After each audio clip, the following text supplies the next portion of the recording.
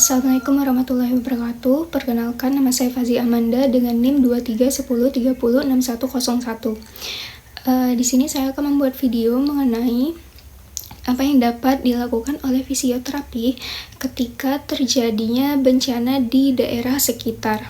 Sebelum ke penanganannya, saya akan menjelaskan terlebih dahulu sedikit mengenai apa sih peran fisioterapi terhadap manajemen bencana. Jadi, untuk peran fisioterapi sendiri dalam manajemen bencana itu sangat banyak.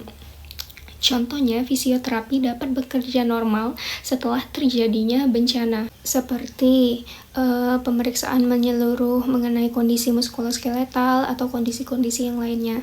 Karena memang ketika terjadinya bencana, banyak sekali timbulnya cedera muskuloskeletal yang akan terjadi.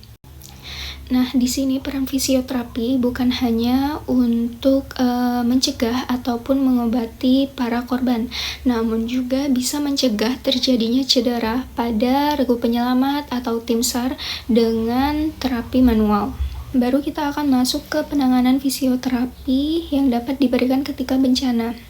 Biasanya di dalam bencana ini banyak sekali orang-orang yang mengalami sesak nafas. Ini dikarenakan di dalam pengungsian ataupun di dalam posko tersebut mereka berdesak-desakan sehingga oksigen untuk satu orang itu tidak tercukupi, makanya mereka akan mengalami sesak nafas.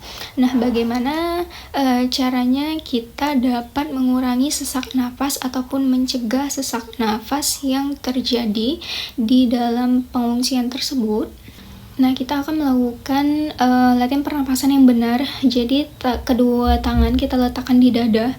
Kemudian ketika menarik nafas, kita menggunakan hidung, mengeluarkannya menggunakan mulut dengan mulut sedikit mencucu seperti ini.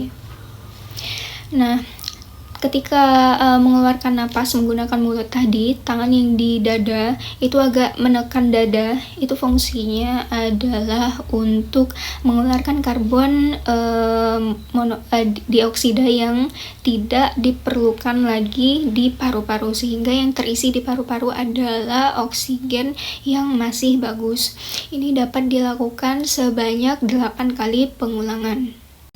Nah, jika korban mengalami kram pada area pergelangan kaki ataupun mengalami bengkak pada di area pergelangan kaki, kita dapat melakukan gerakan seperti ini. Jadi nanti bagian pergelangan kakinya dinaik turunkan, kemudian nanti diputar-putar.